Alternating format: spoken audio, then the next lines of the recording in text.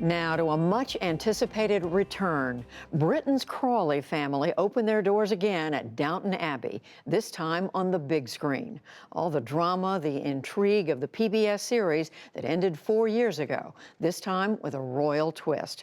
I sat down with some of the actors and the creator for this preview. It's part of our Canvas series on arts and culture. It's back to the English countryside of a century ago. You remember the place, the sets, the costumes, those memorable one-liners. After all these years, you still astonish me. Oh, good. I'm glad I'm a revelation and not a disappointment. And most important, the dramas of the Crawley family and their staff, upstairs and downstairs. All adapted for the big screen. You mean during the stay, you'll be the butler and... Excuse me, I am not a butler. I am the king's page of the back stairs. So our staff has nothing to do? I'm sure they can be useful. Downton Abbey's creator, Julian Fellowes. And when the first ideas started sort of rumbling around of a possible movie, I didn't think it would happen. So how much of a challenge was it to take this story that had stretched out over 6 seasons, 6 years, and turn it into a 2-hour film? Well, we didn't go back. We went on. It's a continuation of the story. It's not retelling anything that we've told before. And in a film, you can't say to people, oh, by the way, this story will be finished in the second movie. So we had to find narrative reasons for them all to be there, and we had to complete all those stories by the end of the film. The King and Queen are coming to Downton. What? The story picks up in 1927 as the entire Crawley household prepares for a visit by Britain's King George V and Queen Mary. Are you excited? I am a bit. Are you? Would it be common to admit it? Not to an American. To use this device, if you like, of the royal visit, which does affect everybody, even if some characters like myself, you know, are supposed not to show their enthusiasm or excitement. It's a triumph. Hugh Bonneville plays Lord Grantham. Leslie Nichol is Mrs. Patmore, the cook.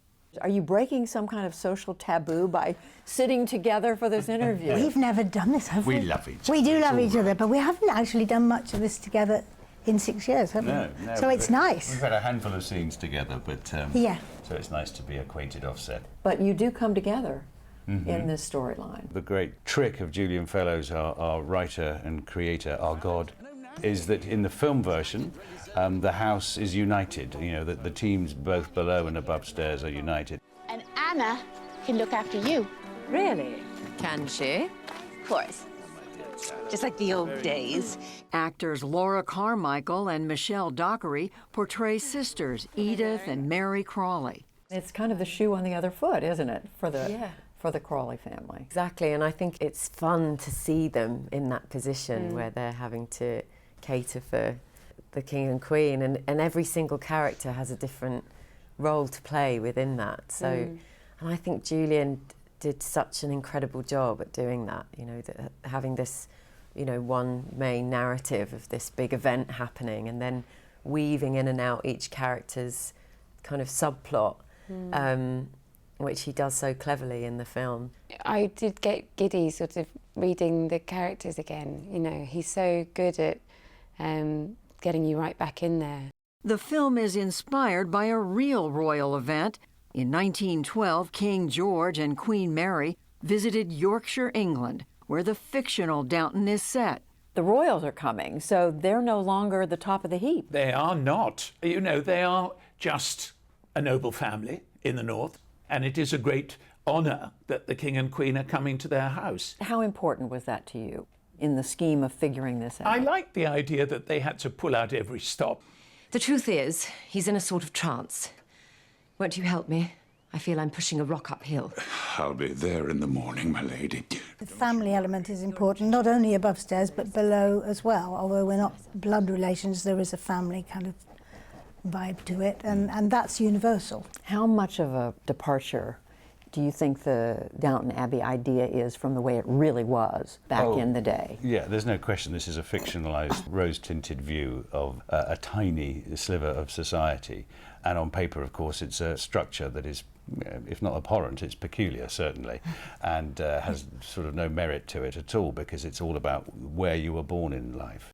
I don't think I approve, because I don't. Inheritance and who deserves one is a subplot. Julian writes from a position of respect for his characters, and there is within that a sense of, if not decency, then tolerance and compassion.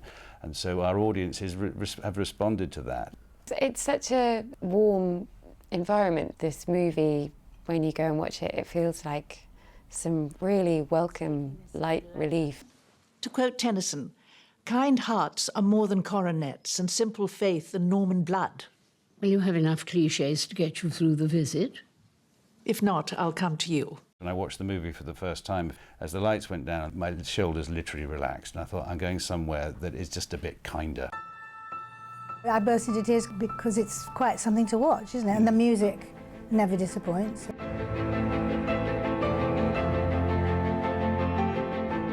Do you see any parallels between clearly class differences of the 1920s in Britain with what's going on today? Class is always with us. I mean, who you were born still is the greatest single determinant on what will happen to you in your life. I'm happy to say that I think our social mobility has not made it as absolute as it used to be. But nevertheless, I think Britain has moved on. We're in a different place than where we were in the 20s. You know, good. There was this stark difference between what people's lives could be like, but people couldn't act it out. Today, they are much more likely to speak up against a government they don't like. You've got the whole fight going on over Brexit. To be honest, the whole business of social media, which has allowed people to express their anger, often anonymously, usually anonymously, and so this savage anger can be vented. I think that has altered the tone of our societies. It is a tonic at a time of great turmoil, isn't it? It's so nice to have something that feels so uncynical and so, yeah, just warm. It's sort of as much a workplace drama as it is anything else, and the sort of hierarchy that exists in that world, you could say is true of, you know, any work environment. You know, it's that kind of thing that is relatable without cynicism, really. Let's look at people and believe that we all have good in us, and they're all trying to do their best. Stay tuned. There may be more chances to see the Downton crew do their best. Creator and cast say they're waiting to see how audiences respond to this Downton. I worked on my British accent, but I just couldn't get there.